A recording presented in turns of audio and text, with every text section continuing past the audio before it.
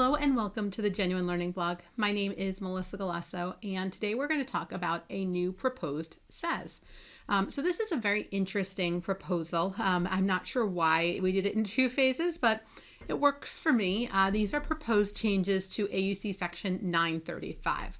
So let's take a look at why we need these proposed changes.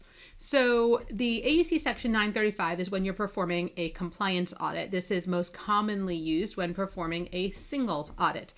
So when you perform a single audit, you are providing an opinion on whether the entity complied in all material respects with the compliance requirements set up by the federal government, right? So if you have spent more than $750,000 of federal funding, you will get a compliance audit. That compliance audit will verify your compliance with the laws and regulations and terms and conditions of the grant agreement. And so as a result, when the auditor's performing these types of engagements, they are not looking for material misstatement. They are instead looking for material non-compliance. And so AUC Section 935 provides us with guidance on how do we do that as an audit. Because if you think about it, all the other audit sections, 240 is fraud, 315 is risk assessment, those are still applicable to a compliance audit, but we have to change some of the wording. And so 935 helps us understand how other AUC sections are adapted in order to do that, right? So instead of looking for the risk material misstatement, we're going to look at the risk material noncompliance, which is made up the inherent risk of noncompliance and control risk of noncompliance. So it talks about how do you take the things that we already know and love from the audit standards and shift them in order to be applicable to a compliance audit. So 935 is really important when doing a single audit.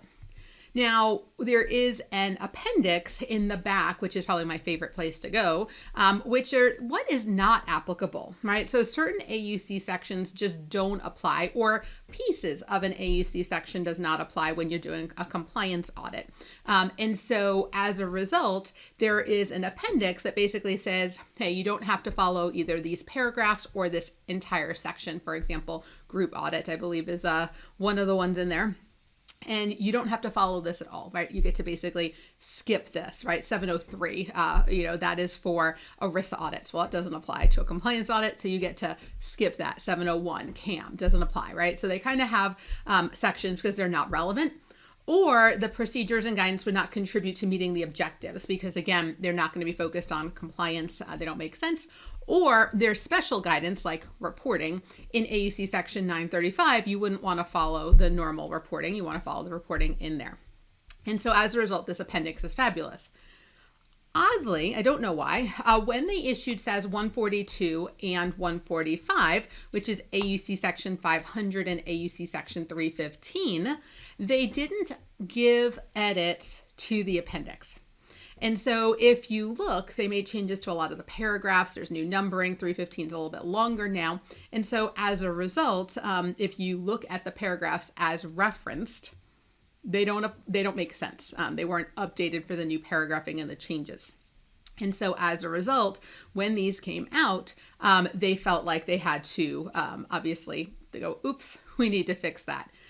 Now, in addition to 142 and 145, obviously they also issued 143 and 144. The good news is auditing estimates, SAS 143, doesn't apply at all, right? So that's one of the AUC sections that doesn't apply in a single audit. And so as a result, when they issued changes to 143, AUC Section 540 just continues to be not applicable. So there's no paragraph issues there. And same thing with SAS 144. They make amendments to Section 501, 540, and 620. And so they, as they go through this, they did not, only certain application material is not relevant to AUC Section 935. So they felt like that was, that was very helpful. So that is basically just going to catch us up. They could have done it as conforming amendments when they issued 143 or 142 and 145. They didn't. I'm not sure if there was a reason behind that or not. In reading all the information, it just looks like they said, oh, we need to fix this.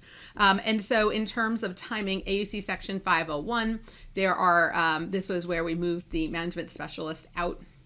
Those are going to be for compliance audits for fiscal years ending on or after December 15, 2022. So in line with SAS 142's effective date. And then for all other proposed amendments, it would be for 2023, which is the effective date for SAS 145. So hopefully this is helpful to you in trying to understand some of the application here and what makes sense as we go through this. That's why they're doing the proposal. It's just to make sure that that appendix has the right paragraph number. So if you go to look to say, hey, how does this apply? You can actually link over to it, and that paragraph that it's selecting is the appropriate paragraph. All right, so that's a wrap for today's blog. Hopefully that if you perform single audits, this will pique your interest into what is actually in that appendix. It's a really cool appendix. So I hope that you take a look. So with that, I want to thank you for joining me, and I hope to see you on a future blog. Have a great day, guys. Bye-bye.